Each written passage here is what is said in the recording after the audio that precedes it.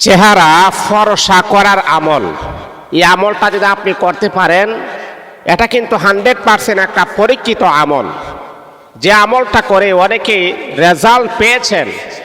আপনিও যদি আল্লাহ পাক রব্বুল আলামিনের উপরে পরিপূর্ণ তাওয়াক্কুল, পরিপূর্ণ ভরসা রেখে যদি আমলটা যদি আপনি করতে পারেন, এই দোয়াটা যদি আপনি পড়তে পারেন, আল্লাহ পাক রব্বুল আলামিন আপনার চেহারাটাকে আমার আল্লাহ নুরানি চেহারা করে দিবেন। আপনি অনেক সময় দেখবেন কিছু মানুষের চেহারা দেখলে আফসোস লাগে, কিছু মানুষের চেহারা দেখলে নিজের কাছে একটা তৃপ্তি লাগে, আফসোস লাগে, এত সুন্দর চেহারা, একটা দাগও নাই। আবার চেহারার মাঝে এক প্রকারের মায়া, মুহাব্বত, ভালোবাসা কাজ করে। আপনি পুরুষ বলেন, নারী বলেন, কিছু মানুষের চেহারা দেখলে আফসোস লাগে যে তার চেহারার ভিতরে একটা মায়া আছে, তার চেহারার ভিতরে একটা ভালোবাসা আছে। এই ভালোবাসাটা কোথায় থেকে আপনি পাবেন? আর বিশেষ করে আপনি দেখবেন উলামায়ে কেরাম, আলেম ওলামা, তালিবুল ইলম, তাদের চেহারা আপনি দেখবেন, তাদের চেহারার ভিতরে এক প্রকারের মায়া, মুহাব্বত, ভালোবাসা কাজ করে। কারণ যেই মানুষটা গুনাহের কাজ করবে না, গুনাহের কাজ যদি আপনি করেন, আপনার চেহারার ভিতরে এক প্রকারের একটা গুনাহের আভাস চলে আসে। আর আপনি যখন নেকের কাজ করবেন, 5 ওয়াক্ত নামাজ পড়বেন, দেখবেন নামাজিওয়ালা ব্যক্তির চেহারা একরকম, বেনামাজিওয়ালা ব্যক্তির চেহারা আরেক রকম। যেই মানুষটা নামাজ পড়ে, 5 ওয়াক্ত নামাজে 5 বার সে উযু করতে হয়, তার মুখটাকে ধৌত করতে হয়।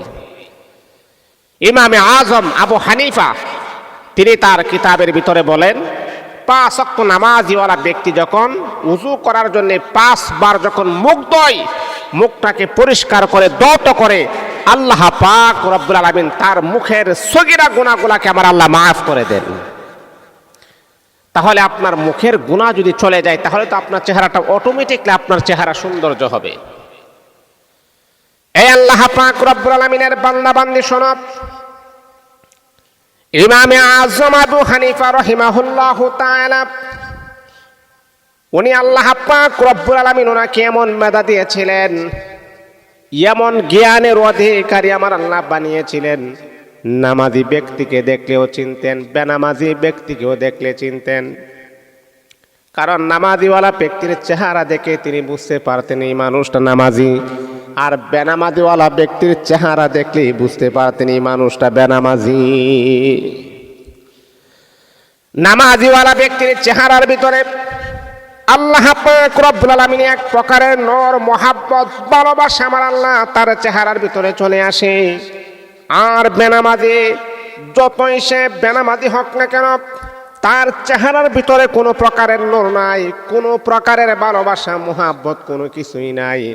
এই জন্য ইমামে আজম আবু হানিফা রাহিমাহুল্লাহু তাআলা নামাজিওয়ালা ব্যক্তিকেও চিনতে পারতেন, বেনামাজিকেও দেখলে চিনতে পারতেন।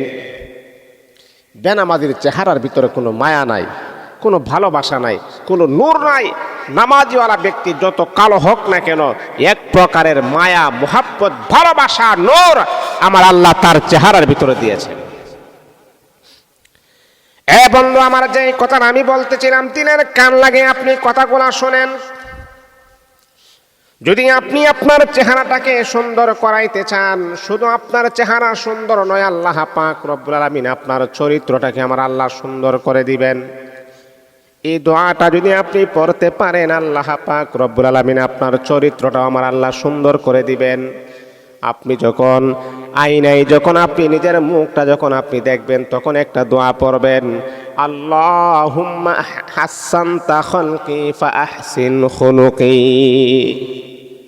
যখনই আপনি আয়নায় মুখ দেখবেন, আয়নায় মুখ দেখার সময় একটা দোয়া পড়বেন, আল্লাহুম্মা হাসানতা খালকি, হে আল্লাহ, ফাআহসিন খুলুকি, হে আল্লাহ, আমার চেহারাটা যেমন তুমি সুন্দর করেছো, আমার চরিত্রটাও তেমন তুমি সুন্দর করে দাও।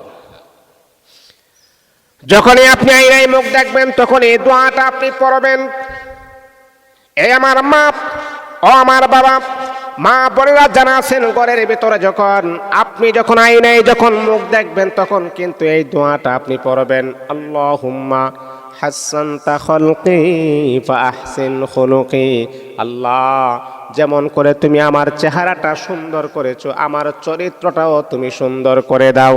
মা বোনেরা জানেননি, এই দোয়াটা যদি প্রতিদিন আপনি পড়তে পারেন, যতবার আপনি আয়না দেখবেন, যতবার আপনি মুখ দেখবেন, যতবার আপনি দোয়াটা পড়বেন, আস্তে আস্তে করে আমার আল্লাহ আপনার চেহারাটাকে নূরান্বিত করে দিবেন। মা আয়না তো নিজের চেহারা দেখেনি, তারপরে দোয়াটা পরে নেবেন, ইনশাআল্লাহ দেখবেন চেহারাও সুন্দর হবে, চেহারা লাবণ্যতাও বাড়বে, চরিত্রটাও গঠন হয়ে যাবে ইনশাআল্লাহ।